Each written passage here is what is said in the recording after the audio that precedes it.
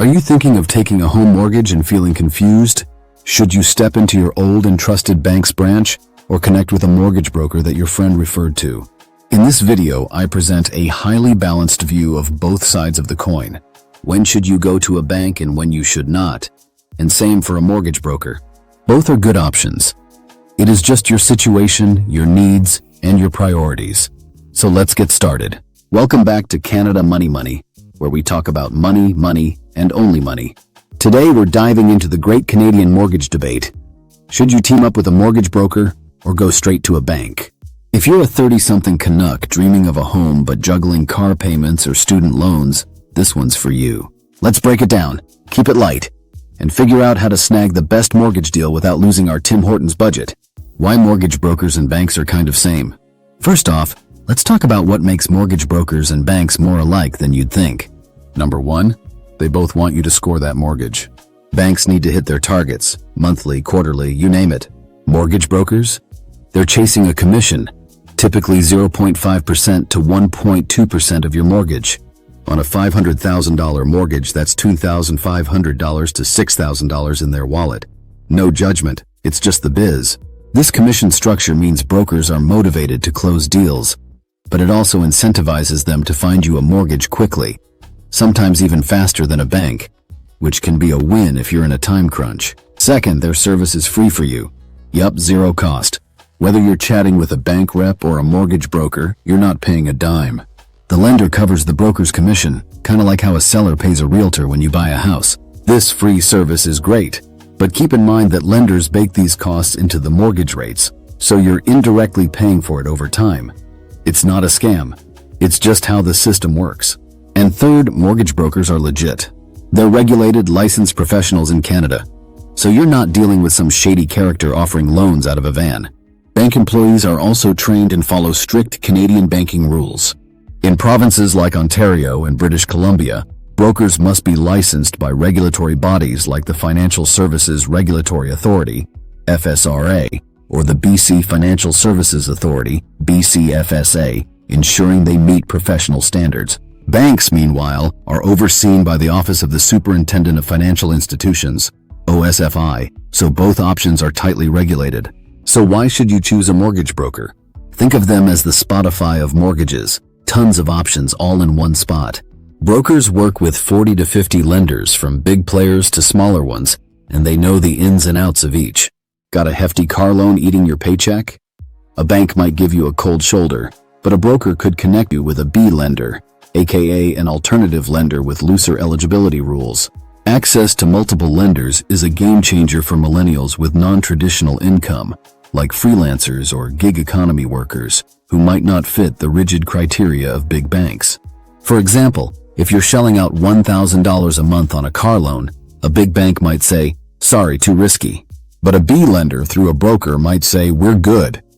These lenders are a lifesaver if your finances are a bit, let's say, as messy as a double overtime hockey game. B lenders often cater to those with lower credit scores or higher debt-to-income ratios, but their flexibility comes at a cost. More on that in a moment. Well, brokers are available after hours and weekends, unlike some bank branches that close before you've even grabbed your afternoon double-double. This flexibility is huge for millennials with busy schedules or those living in urban centers like Toronto or Vancouver, where bank branch hours might not align with your 9-to-5 or side hustle grind. Some brokers even offer financial coaching, tailoring advice to your income, family plans, or whether you're dreaming of a rental property in cottage country. Next up is the superpower of mortgage brokers they often flex: negotiation. Well, Canadian banks have three rates. Hypothetically, the posted rate, say 5% for a 5-year fixed, sits on their website, looking all official. Then there's the discounted rate, maybe 4.5%, which they advertise as a promo. But the real rate? That's what you get after some deal making. Brokers bring serious business to banks, so they can often score you something like 4.3%. This negotiation edge comes from brokers' relationships with lenders and their ability to shop your application around. For a $500,000 mortgage, a 0.2% rate reduction could save you $1,000 a year in interest. But don't sleep on your own skills. You can negotiate directly with a bank too. Walk into a branch, flash your financial charm, and you might land that discounted rate yourself. To maximize your negotiating power, come prepared with a strong credit score, ideally 680 plus, proof of stable income, and a low debt-to-income ratio. Banks and brokers alike respond to strong financial profiles. Nonetheless, brokers often have the inside track on what lenders will budge on.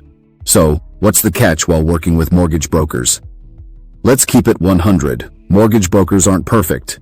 Their commissions can sometimes steer them toward lenders offering bigger payouts, which might not always line up with what's best for you. It's not sketchy, it's just life. To avoid this conflict of interest, ask your broker to disclose which lenders they work with and whether they're incentivized to push certain products. A transparent broker will happily explain their process. Also, not every bank works with brokers. CIBC, one of Canada's Big Five, says, "Come straight to us." So if you're set on CIBC, you're hitting up a branch or calling their hotline. Other major banks like RBC and TD also limit certain exclusive mortgage products to direct customers.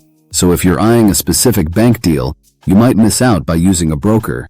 And then there's the rare but stressful nightmare. You're days away from closing on your dream home, bags packed, U-Haul booked, and your broker says, "Oops, the bank flagged something. You need an extra $50K or we switch to a B lender." These B lenders might slap a 2 to 4% approval fee on a $600,000 mortgage. That's $12,000 to $24,000 up front, plus higher rates. Brutal. It's rare, but it happens. This scenario often arises if your broker didn't fully vet your financial situation, or if new issues, like a missed credit card payment, pop up during the approval process. To minimize this risk, ensure your broker runs a thorough pre-approval and double-check your credit report before applying. Going straight to a bank might reduce the chance of this last-minute chaos, as they're stricter up front. So, when's a bank the better play? If your finances are cleaner than a freshly Zamboni'd rink, say you and your partner pull in $130,000 a year, no major debts, you're an A borrower. You could qualify for a home worth 4.5 to 5 times your income, say $585,000 to $650,000. For A category borrowers, big banks are straightforward and should give you the best rate possible. Also, big banks also offer perks like cashback incentives or bundled services, example checking accounts or credit cards, that can sweeten the deal for A borrowers, especially if you're already a loyal customer. Plus, big banks have big reputations to protect. If they botch your file, it's a PR disaster, way bigger than for a small brokerage in a Mississauga strip mall. Banks also lean conservative, which is great if you want stability over risky loan options. This conservatism means banks are less likely to approve you for a mortgage you can't afford, which can protect millennials from overextending themselves in Canada's pricey housing market. Now, let's talk about the slippery slope. Kind of like black ice on a winter drive. B lenders and over-leveraging. If you're over-leveraged, think car loans, credit card debt, maybe a line of credit. A bank might shut you down or offer a tiny mortgage. A broker, they'll say, "We've got options." But those options, like B lenders or private financing, come with higher rates and fees. It's not quite as bad as a payday loan, let's not get carried away, but it's pricier and riskier. For example, B lenders might charge 6 to 8% interest compared to 4 to 5% from A lenders, adding thousands to your annual payments.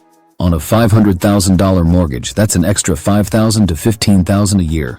If you're eyeing a $800,000 home on a $130,000 income, you're stepping into B lender territory. My advice? Hit the brakes. Stick to a budget that keeps you with A lenders, unless you've got a solid plan to switch back to a big bank in a couple of years.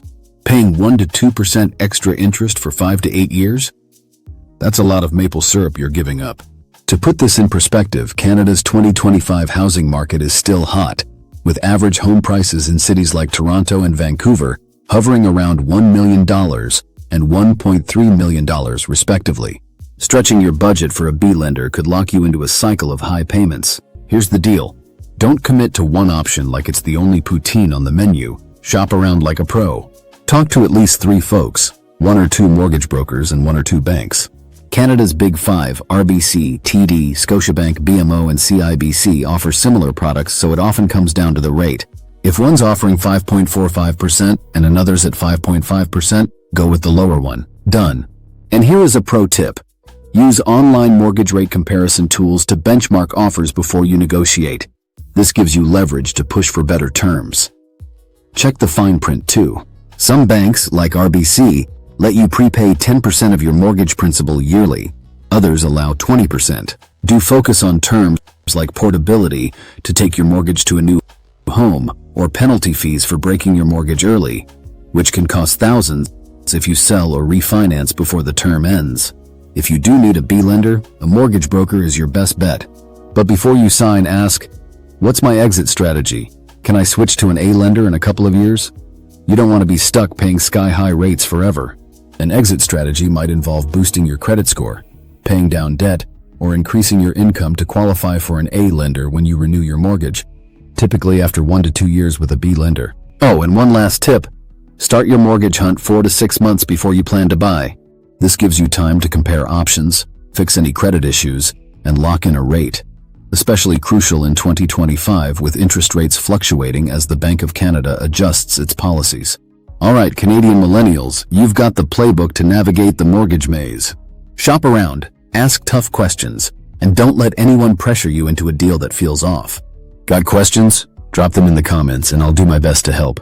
If this video saved you from a mortgage headache, hit that like button, subscribe, and ring the bell so you don't miss our next dive. Catch you next time, eh?